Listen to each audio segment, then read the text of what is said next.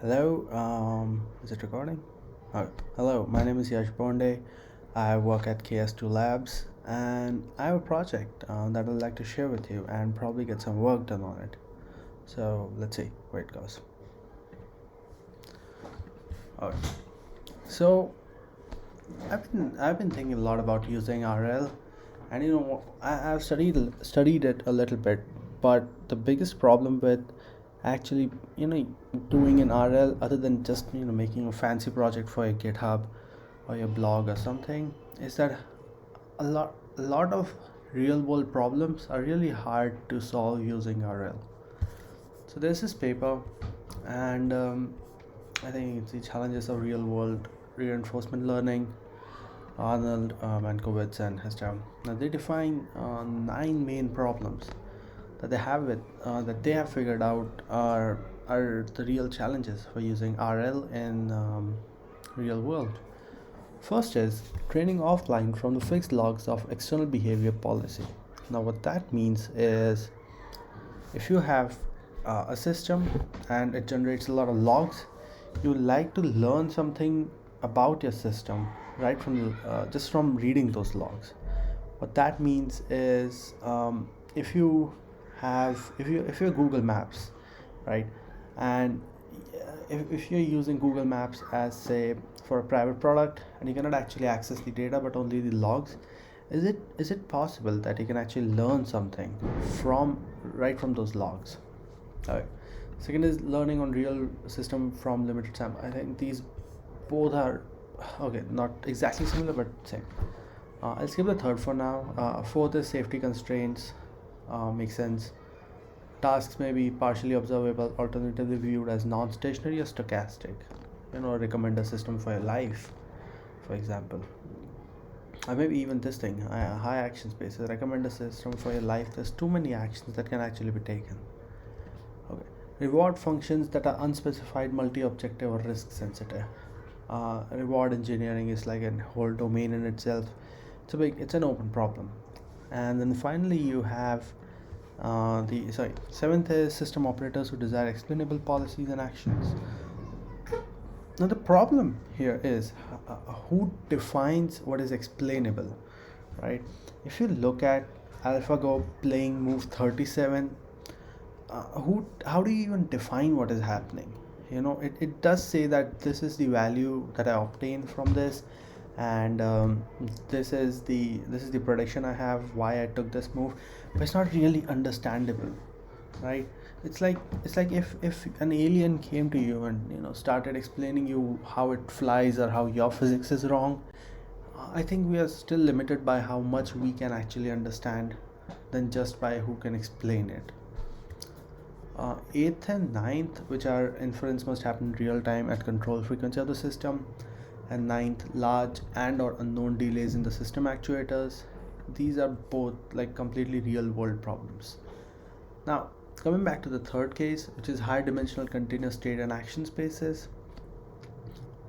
And understand the high dimensional action spaces. The high dimensional continuous states, however, can actually be removed, and this is a project. I'm trying to still answer this question. Is it possible that we can actually do it? Now in the same paper, at last they actually pick the cart pole, walker, manipulator, and humanoid, and they explain why they do that for the increasing difficulty and closeness to real world control systems. Okay, not all problems in the world are control system problems. There are other problems as well. So with that in mind, particularly answering this particular situation, I started a new repo called ChessLM. I've been working on it for a while, and what it is, it's basically GPT-2 for chess moves. But here's the catch. Now, like GPT-2, it does not actually understand the underlying board. And by board, what I mean by board is, consider this paper by AlphaGo, where they train three different neural networks, and all three they basically do get the entire board in them. They have an understanding of what different pieces are and where those different pieces are. And this is from Alpha Mu Zero paper. They actually an appendix E that tell you how they represent these different problems. So and blah blah blah blah 100 states blah blah blah, and how they actually understand. Now my main question is that if you're playing blind chess, then a human has some understanding of what is happening. He can see the board in he can actually see the board in his mind, or does he? Like, that's the main question. He has an understanding of what is happening, what these pieces actually mean. But if I train an AI that's trained on 3 to 4 million games, till now I've trained one that's trained on like about 225 million moves. Is it possible that it can actually understand the entire concept and have an internal representation of the board in its own head? And so consider something like this. If I don't tell you what these different pieces are doing, and I merely tell you a2 a3, g8 f6, f2 f4, e7 e6, I just keep telling you these moves. Is it possible that the AI can learn not just patterns but actually learn to win? And remember, there's difference between learning patterns like GPT-2 does and learning to win like AlphaZero does. AlphaZero, or any alpha algorithm, alpha, mu zero, whatever, they, all of them have a simple concept. There's a policy network that for any given state you are going to have these following highly possible policies, so something like selection. And then what it does is that it creates a tree from it, and until the game terminates, given some board state, and then it decides from there what is the best action that I can take using that tree search algorithm. It does that using 3 different neural networks. AlphaGo does it using 3 different neural networks. There's a policy network, there's a supervised learning policy network that learn from the expert moves. Then they play it on the self play. Basically, there's a self play and playing with the supervised learning policy that trains these same parameters to get the RL policy network, which is p-row. And then you have a fast policy p-pi that is used for rapidly sampling actions. And you finally have a value network which predicts for the given board state who is most likely to win. And so yeah, let's start. What I have implemented till now is I have the entire model. I have the model trained. I have the a game and a player setup. Still in a script format and not in a very good class-based kind of repo kind of thing, but still, and it plays with it. I'll just show you one iteration. So I can just do I'll just do one game. It makes much more sense. Py3 game.py, and you'll see that just a minute. So I go models, useful, and then I go to say q1. Let's just play with this thing.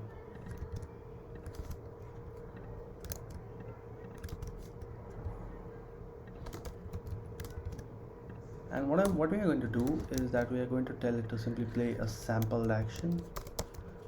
We don't want it to play our typical tree search kind of game, and you'll see what's happening here.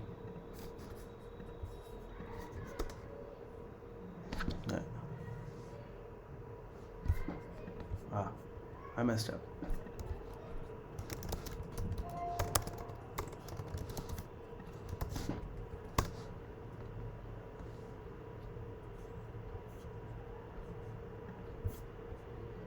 So what you're seeing here is basically that the model has played with itself and it has generated all these trajectories. Now let's just see how it is actually learning, how is it actually playing. Now you can see there's no clear winner here, right? You can see I've capped this thing at like 50 moves, so it plays 50 moves and it stops. So let's just see how it's actually performed.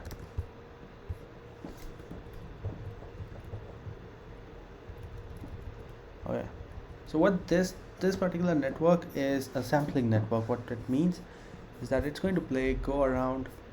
It's going to create a probability distribution for all those all the legal moves, and it's going to make a random choice. So let's see.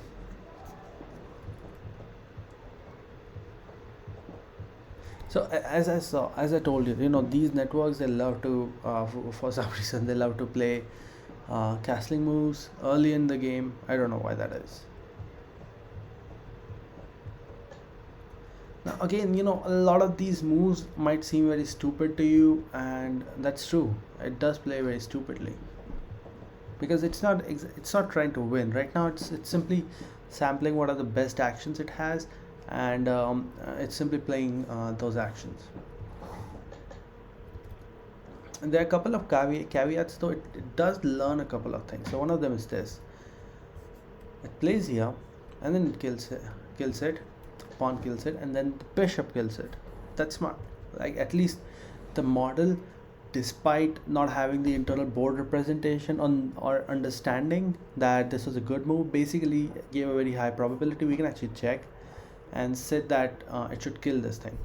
So this move is 10th move. Let's see. So the 10th move, at the playing when it plays this horse move, it's confident that it's going to win, and it's actually giving it a very high probability of taking this move. It's saying that, of all the possible legal moves that it has in this state, of which there are many, it has given a 0.53 probability to this thing. It kills this, which gives you a 0.17, and this one kills the white kills the black. Now you can see that it's giving it a very high confidence of playing this move, while the value actually decreases. It's less sure that it's actually going to win this game. Oh, that's smart. So now you can see that actually once it played the horse, the knight, the bishop pulled back, which makes sense. Again, castling. For some reason, these guys just love castling.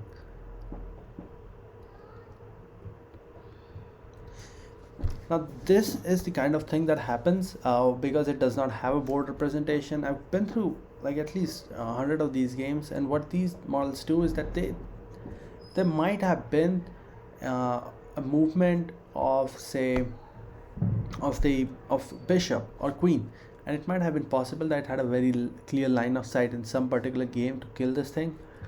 So you can see it did pull the bishop back, when even though there was no need of doing that, and then pulls it back. This one kills it. See, this is such a suboptimal move. It moves it here, makes sense, it might die, but then it takes it back here. Either way, it should have pulled back, because either way it can die here as well. Still, now it plays the queen, it moves the queen. Smart move. Let's just see what probability it gave this thing. So this is the 18th first move.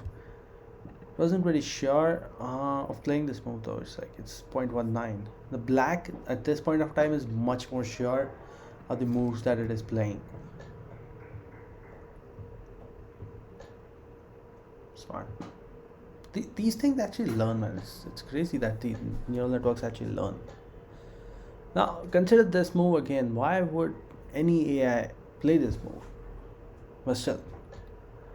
Also, there are right now there's just two ways to actually defend defend this king, which is 22 second. Okay. So you can see it has given it a very high probability that instead of moving the bishop, it should actually kill the unit. And you can see that after it took this particular action, its confidence that it would lose actually keeps on increasing.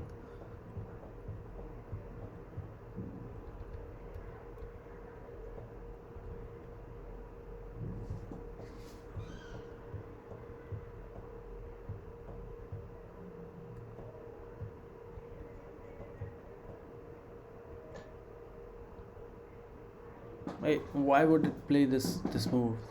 The knight was completely safe. It didn't have to move it. 31. So you can see it's not very confident about actually playing this move. Again, there are multiple ways to actually defend the king. It could have placed it in either of these boxes, or this box, which is g3. So how confident was white playing move number 32? Again, 60.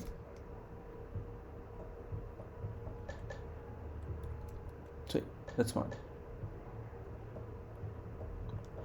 The game basically then quickly derails into actually not actually playing, but it's just fun to watch it.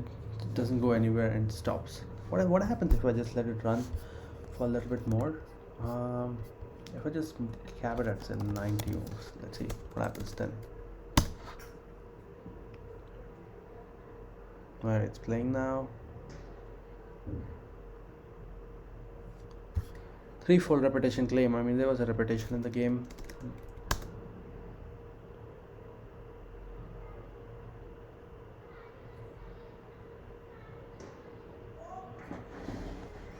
No, yeah, it's not, I don't think it's going to go anywhere.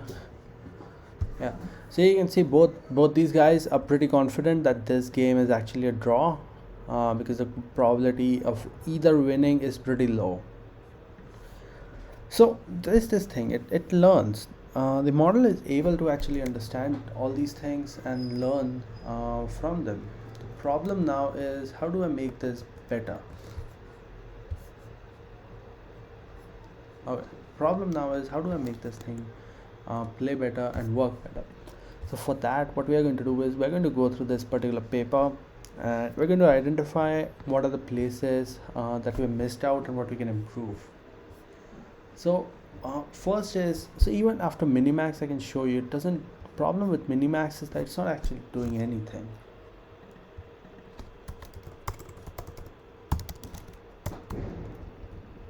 Also, it's like super slow. This is going to be black, assume to be black, assume to be white. And even if I do this, like it's basically these are the same models, and these are the equal competence. And if I do a minimax with depth 2, problem is that does it actually learn anything? Let's see. So again, as you can see, the black is actually taking a little bit of time, and the confidence is actually coming out to be none, because we haven't defined what the confidence at which it plays the move. So right now the values are very similar. Both of them think that this is going to be close to a draw. Oh, they said that the chance of losing is actually draw much more higher. Okay, so the white now says that it's confident that the game is going to go down, while the confidence of black actually increases, even though by a little bit.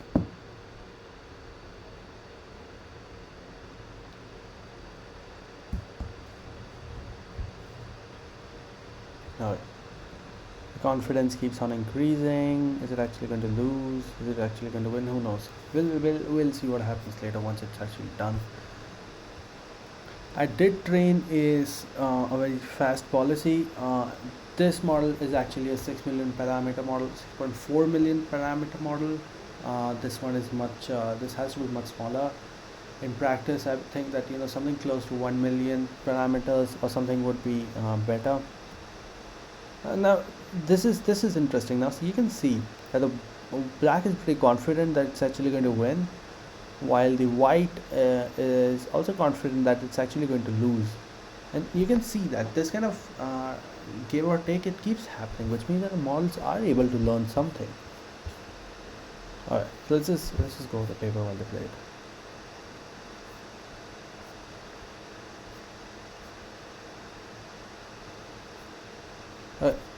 The first thing that they do is you use a stochastic gradient ascent to maximize the likelihood of human move select A selected in state S. which is exactly like a supervised learning case. And what we need to do is, what I already have done is that in this particular case, I did not model what was going to be the best, what should I say? I did not model the best, the accuracy of these things. I didn't calculate that. So I added that in the code.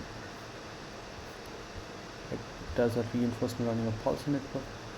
This is something that comes from the outcome of self-play, and we are not going to do that.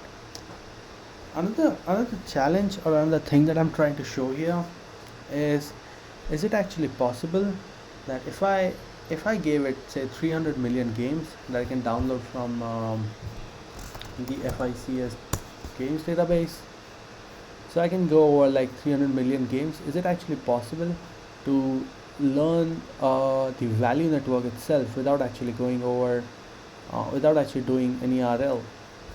And I think it is possible. Let's see.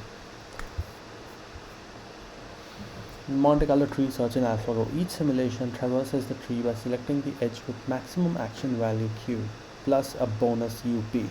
Yeah, so this bonus, I have not included this. Moreover, the action that it is taking right now is that the one that maximizes the value. Um, it is doing it till depth of 2. Now you can see it's very confident it's actually going to win, whereas this is also pretty confident that it's going to lose.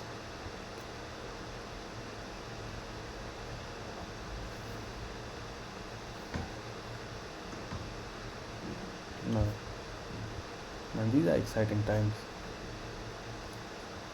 I have not included. So what this term U does is that, think of it like an upper bound. I do not want my model to actually, if I have a tree search algorithm, I do not want it to go through same tree each time, because then the value of that particular tree is going to keep on increasing, and it's something similar to greedy search, where what's going to happen is that for node 1 it gives you 3 nodes, which is n2, n3 and n4, and then say n2, it has a probability that's going to come here.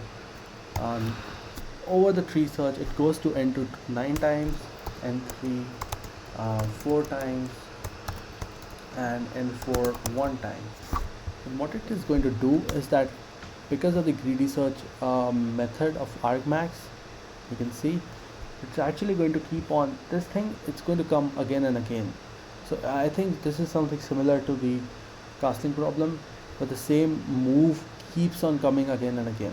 And what this U term does is that it penalizes it in some manner to actually, yeah, so you can see it's a 3-fold repetition despite having a minimax search, actually performs worse.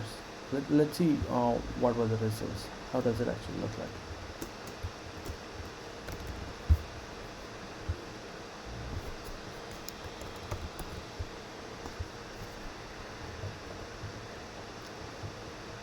Yeah, so you can see because it's trying to maximize the value, it's playing such stupid things.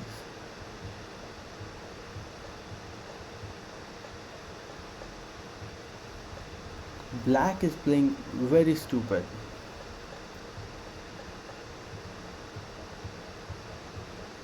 Even though he's sure, the black is very sure that it's actually going to win this game, you can see that it doesn't actually, it's in a far worse condition than white. At the end of this game, black has like king and 4 pawns left. White has 1 bishop, 2 rooks and 2 knights left. So there's definitely something wrong here. Alright, so coming back to this, what is happening is you can then start to penalize and normalize how many values are actually going to take. So what we're going to do is we're going to actually introduce this thing. Now let's just read it a little bit. Where is it? Okay. Searching with policy and value networks. AlphaGo combines the policy and value networks in an MCTS algorithm that selects actions by look-ahead search. Each edge SA of the tree stores the action value QSA and the visit count NSA. The probability, prior probability PSA, which comes from the policy network. The tree is traversed by simulation that is descending. A tree in complete games without backup, starting from root state. Each time step T of each simulation and action AT is selected from ST so as to maximize action value plus a bonus, which is this thing that is proportional to the prior probability but decays with the repeated visits to encourage exploration. So it's something similar to an upper confidence bound. Yeah. So this is something similar to an upper confidence bound selection. You can see epsilon greedy action selection forces the non-greedy solutions to be tried, but there is not a discrimination between them. It would be better to select among non-greedy action according to their potential of being optimistic. So this is something similar to this. This algorithm is called upper confidence bound, and what they do is that they say that the probability that the bonus is basically proportional to the number of times that this edge is actually visited in this particular state, as well as yeah. So let's start with that. Let's add this thing to our code first. Okay. So I have top B, game engine. I go to node. Now in this node, we are going to add self.prior, which is the p value. P. This is the probability that policy network gives. Okay. And the second thing to add is the number of times that this exact. Okay. So this is not about this node. This is actually like a class edge, where you can define it as the self state, start state, and n, which is the number of visits. Self.n is equal to n, this is the number of visits. Self.start state is equal to start state, and we need to define an REPR. Make this simpler. This return the edge, and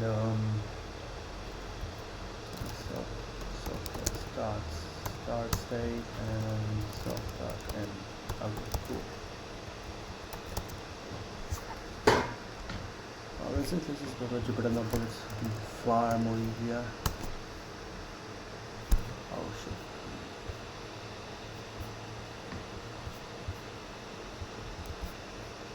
What is it over? Let's just kill this thing right now. It's already 2. It's making my system super slow.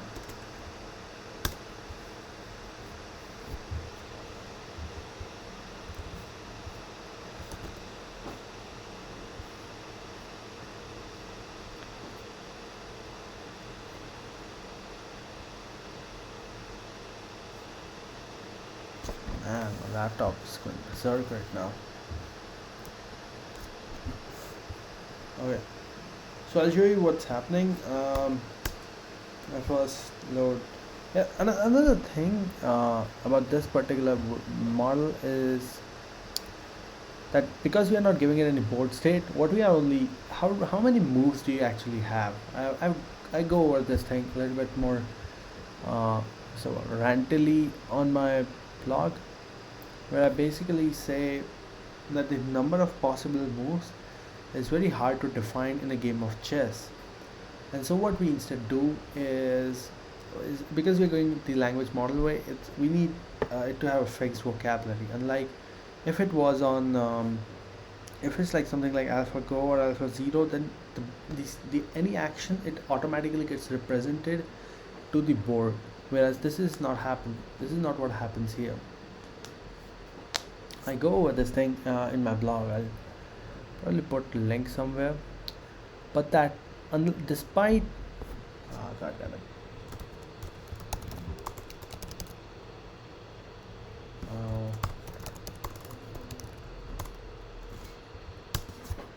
Oh. So what I do is you can go here.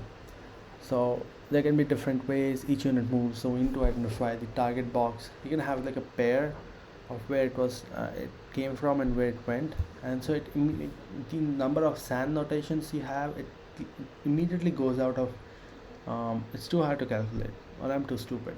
But anyways, instead what I do is I move any I show any move as a pair of where it started from.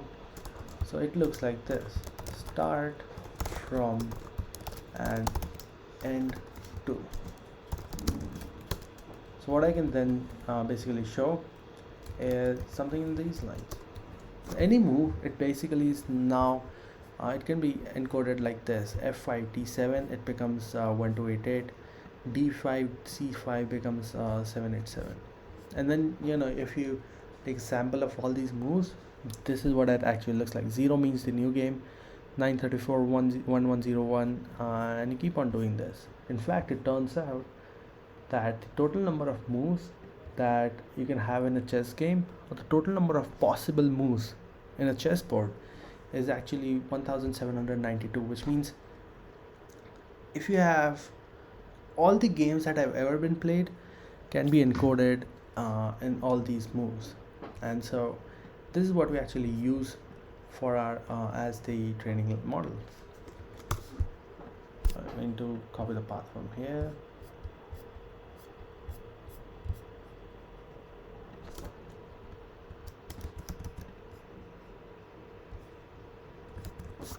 Right. 180.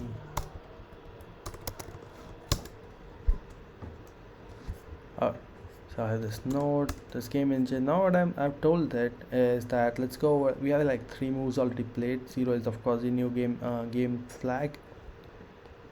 I have a top.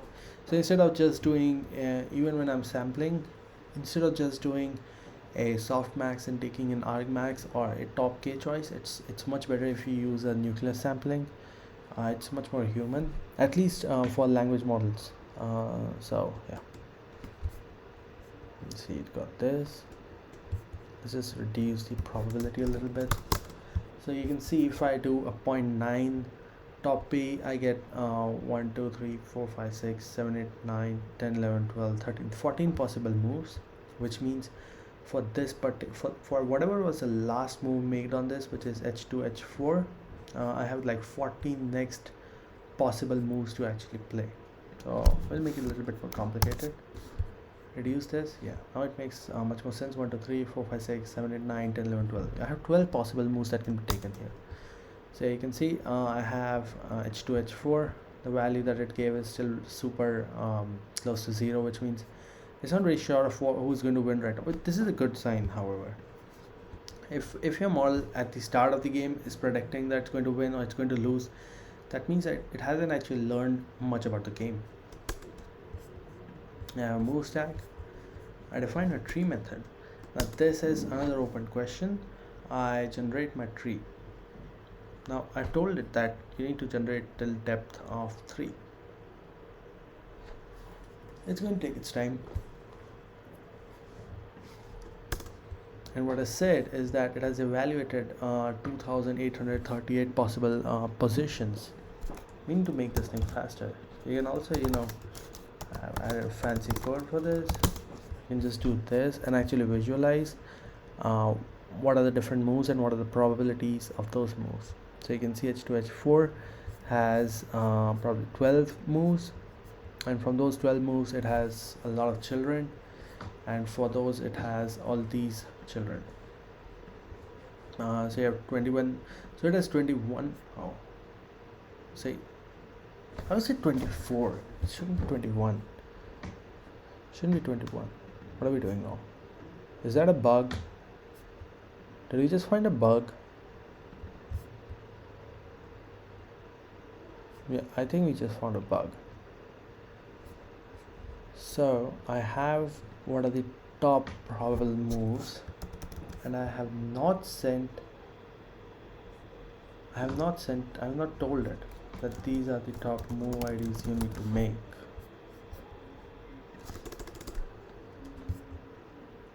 Okay. Okay, let's see. Found a bug. Okay, it took 6 seconds. Says that it has analyzed 1531 things. Oh, now it says 12. 12, 11, and 13 child.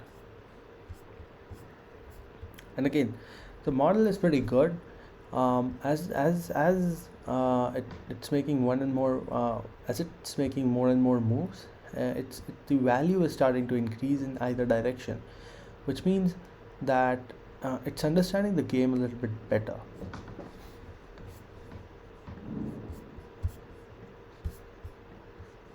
Okay, so we need to add this thing now. Let's do this.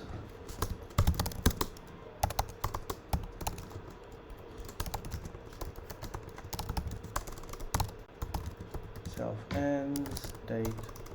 Each edge is defined basically what is the state and what is the a. Self dot state s is equal to s self dot n to n is the number of possible moves. We define an REPR because it's super helpful for debugging. This thing is supposed to return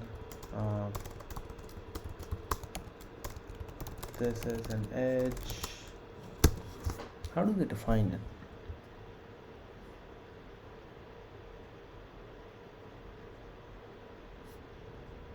Each edge SA of the search tree stores the action value QA, the visit count NSA, and the prior probability PSA.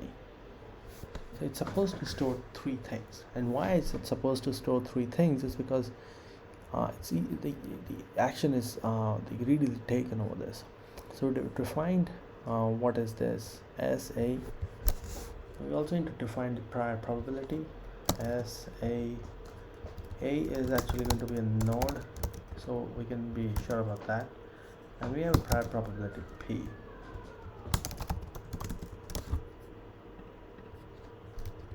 I define edge F as self dots s self dot b and the number of times that this was visited, which is self dot n. Oh.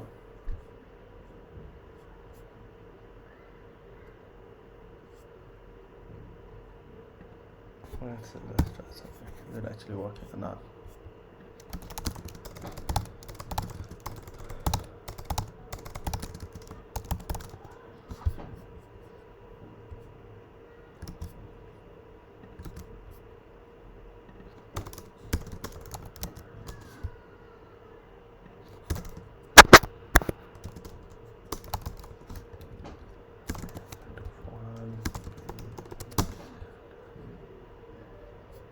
Unexpected argument S.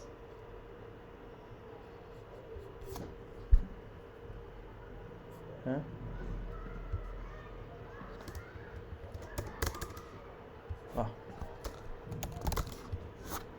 Edge hello blah blah blah blah. This S is actually going to later carry the FEN state of the board, which is like this thing. Okay.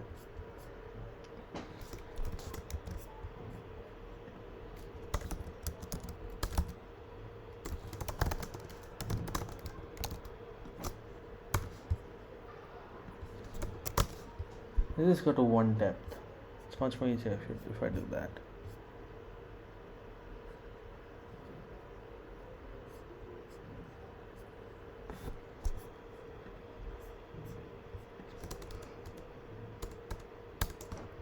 Okay.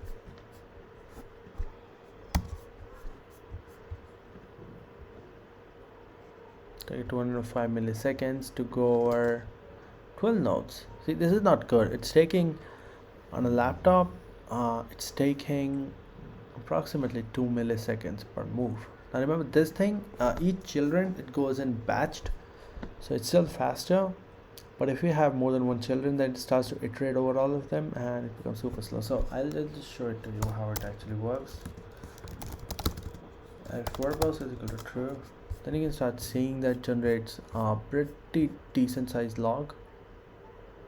It's saying that added one step into the future for this move and found 21 children, and these are all the possible best move of all those children as well.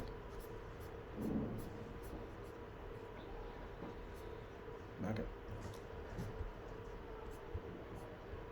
so it goes in here, it takes one step.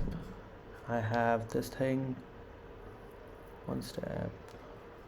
Varieties are not none if verbose moves patch. So you can see it's playing move patch. Torch.notegrad. Now it's possible now to get the possible future possibilities for each move.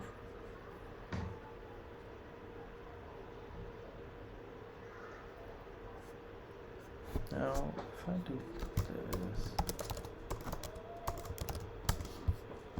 can I actually determine how many okay, cool. I need to determine how many same positions come on these boards. So let's just do this.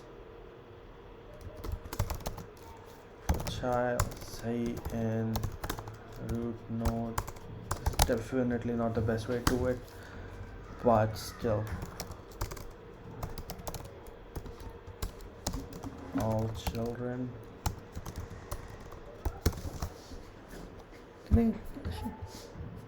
I should be able to define a property here. Def all children self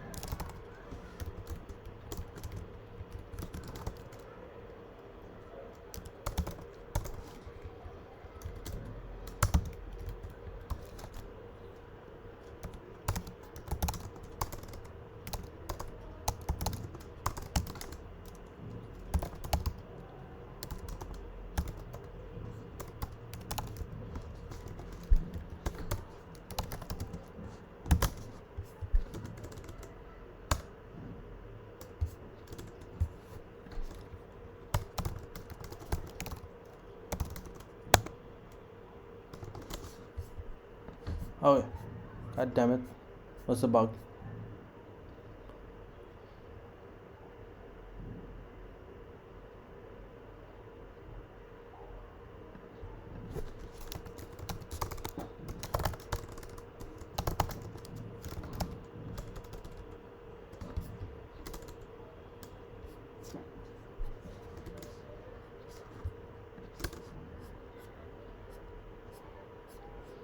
If it does not have children, it's not going to return anything.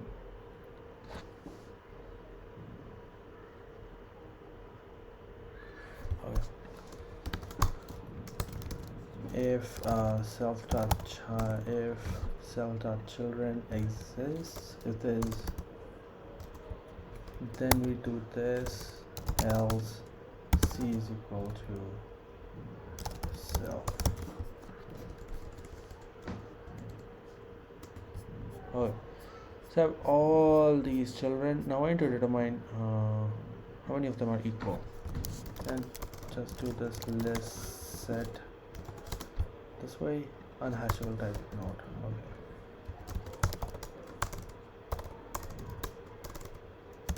All children is this for unique for our CNAC if how do you actually do it, because you can't actually exactly hash it. If let's just do it this way, C in UNK UNQ q and q dot pen c u and q. Of course, it's an empty list. As oh, sorry.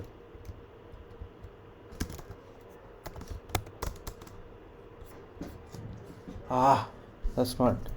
Okay, so I have all these possible moves. So all the 312 moves are actually distilled in all these 25 moves. Now, is it possible that I can determine how many times each root node actually occurs? But even if I determine that, I cannot determine the edge. So if I don't have an edge, what I know is that in this tree, this particular node was occurred these many times. Okay, I think we can do that. Yeah, we can do that.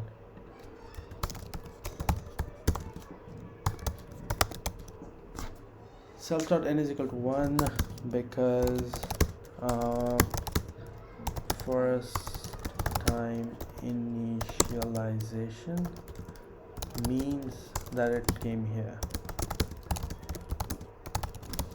Okay, and then what you can do is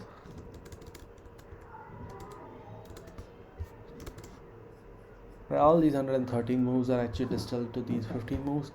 And so what you can do is for CN ACC, not ACC, AC. Okay. No, wait. And to update this thing as well, child and self.n occur.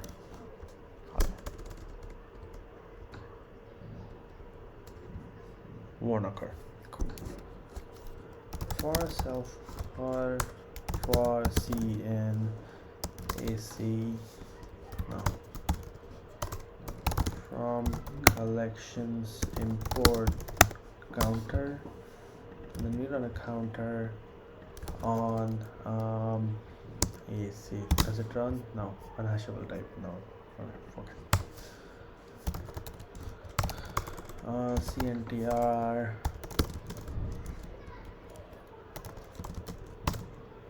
for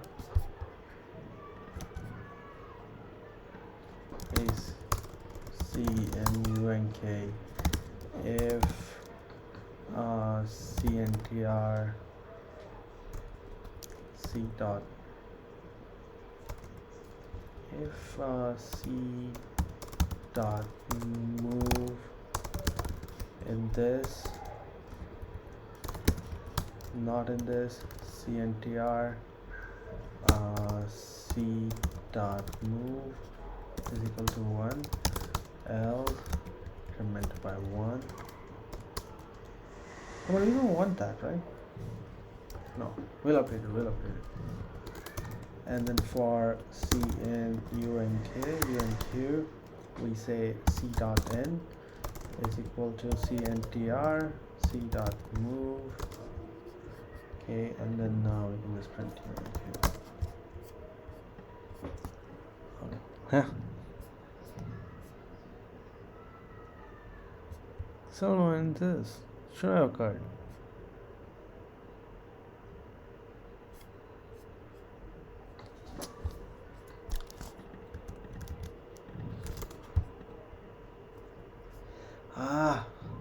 So stupid.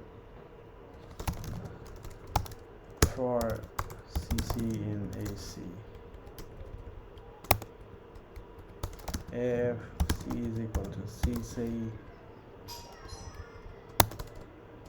Okay, it's a horrible code, but okay.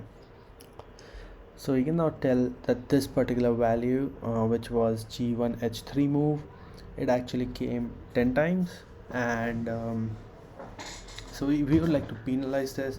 All the moves like F1C4 and H2H3 actually came only once. Okay. Now we need to actually add a couple more things here. One is the prior or the p value basically tells by what probability this was taken. So we'll need to update this thing here, which is mm, future legal.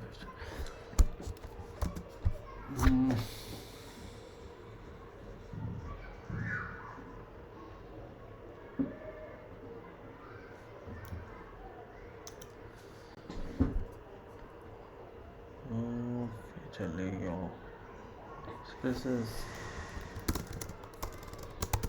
this is 1 cross m moves. This is like 1 cross n possible move. So this is it, and to the prior LGTMV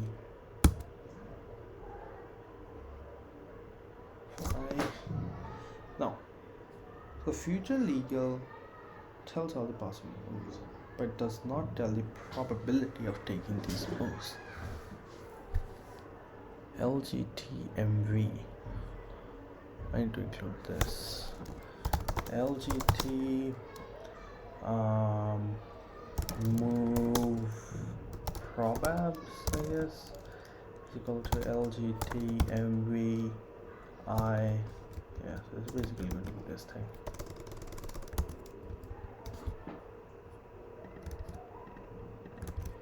And I need to make this IDX. Goes here IDX, goes here IDX, and this is LG to move probabs. No. What is the probability that it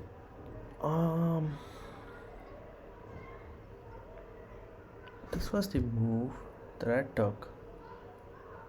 These are all the logics for the next move. Actually, this should be coming from here.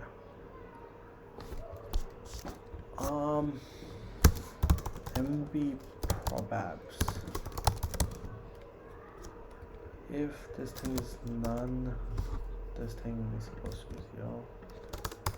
Let's just add a check because I'm stupid. If MV IDs is none and MV probabs is none.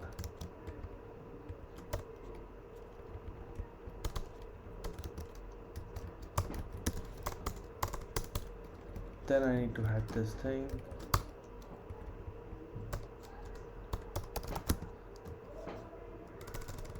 If also need to add this thing, another thing. If MV IDs is none assert, not none assert, MV probabs is not none, provide IDs.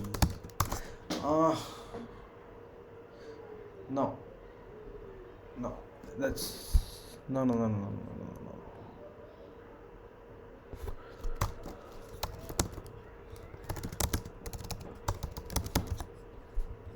Man, we're about to hit the recording time, 1 hour. I didn't expect this, but okay, cool. So what they're telling it is these are all the children. These are all the top prop move P. This is going to be this value, and then I can just send this, and I can get this. For the generatory model that I'm going to say is that move probabs is equal to this thing, which means that it's going to go over and add to C7, C5. It's going to go here. It's going to see that these are all my possible moves. So let's reduce it. That these are all the possible moves that are these are all the moves that it is supposed to take into the future, and these are all the probability of taking those moves. So when I am adding this thing here, I'm actually right. Okay, I'm correct. IDs, and this is going to be this thing. and let's just try.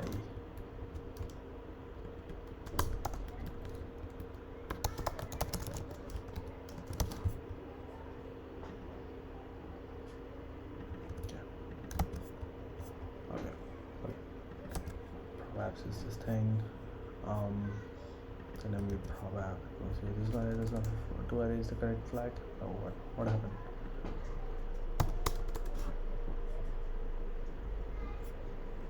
Generate tree. God. Perfect. So this thing works. That's right. That's right, bitches. Works. And it takes 3 positional arguments, but 4 were given. Why? Why was it given 4? Is it stupid? What does it add?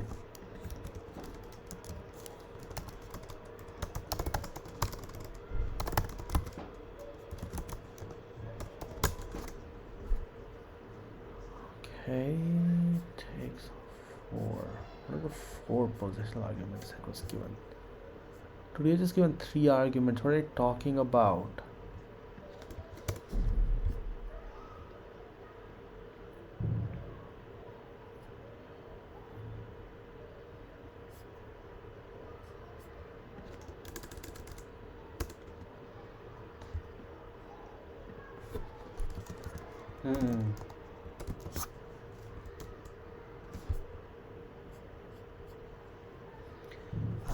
That's right.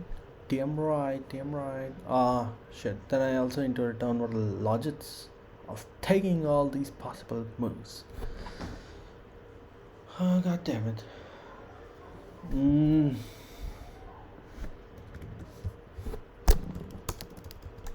All possible future moves perhaps.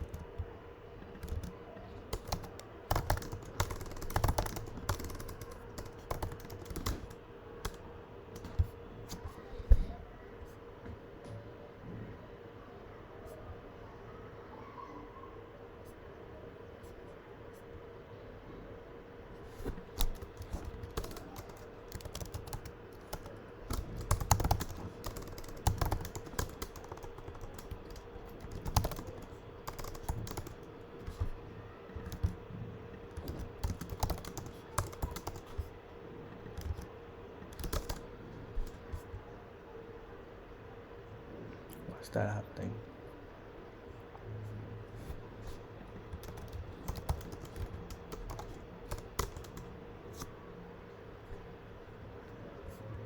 No turning.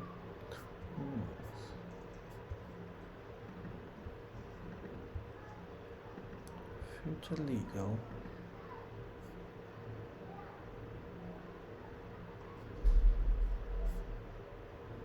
What?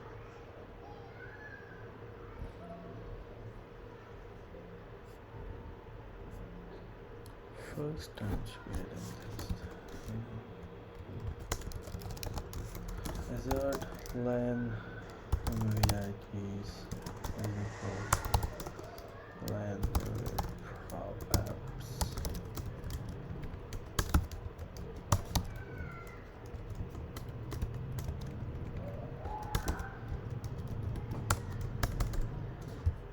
This thing immediately fails. Why is that? Turning that has 11 possible. It has to be for each children. So what is this? All possible child moves. these are all the possible moves that can take for these children.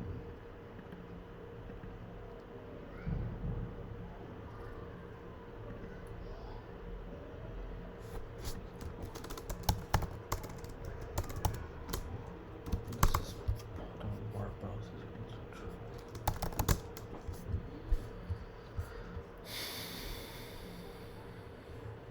Has 11 children. Right. You know what? I'm gonna figure this out. Um, I'll stream. Man, this is fun. Let's do it again. Yo, thanks. Thanks for watching.